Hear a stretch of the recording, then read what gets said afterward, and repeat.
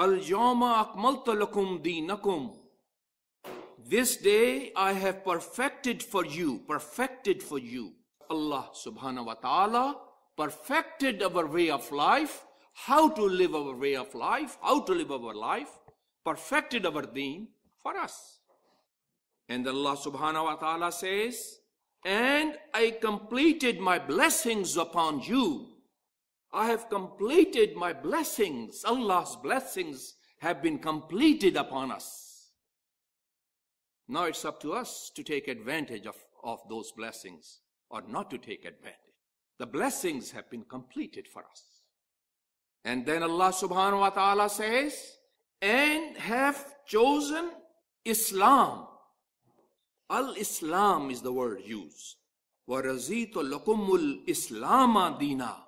And have chosen Islam for your deen. Islam, the word Islam have been used here. So our deen, our way of life, our faith, our religion, whatever you like to call it, have been perfected and completed. And what's the name of our deen, which has been picked by Allah subhanahu wa ta'ala, is Al-Islam. I'm reflecting, I want you to reflect on it. Allah subhanahu wa ta'ala did not say, I have picked a deen for you, a religion for you, which is called Hanafi religion, or a Maliki religion, or a Shafi'i religion, or a Hanbali religion, or a Salafi religion. Didn't say that. So if somebody have to ask me about my religion, I'm not a Hanafi, I'm not a Shafi'i, I'm not a Hanbali or a Salafi. I belong to a religion which is called Al-Islam. I'm a Muslim. In other words, if somebody asks you, what was the mazhab of Muhammad Rasulullah sallallahu alayhi wa sallam? What was the deen of Muhammad Rasulullah sallallahu alayhi wa sallam? So what you think is the answer?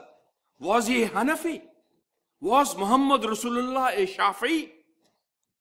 Or a Hanbali or a... What was the deen of the Prophet Muhammad sallallahu alayhi wa sallam? So why we are so uptight and so concerned about being a Sunni or a Shia or a Hanbali or a Salafi? Was Prophet Muhammad a Shia or a Sunni or a Hanbali or a Salafi? What was his mazhab? What was his deen? That's the question I'm raising.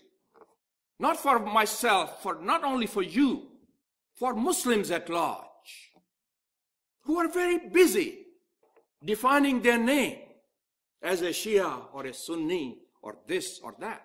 These are the names of the organizations. This is not our name of our deen. We have different names of our organizations or our schools of thought, you can say.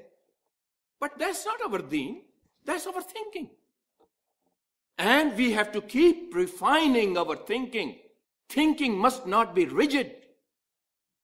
As we evolve in knowledge, as we evolve in understanding, as we evolve in our taqwa, our thinking evolves. Our understanding of Al-Quran evolves.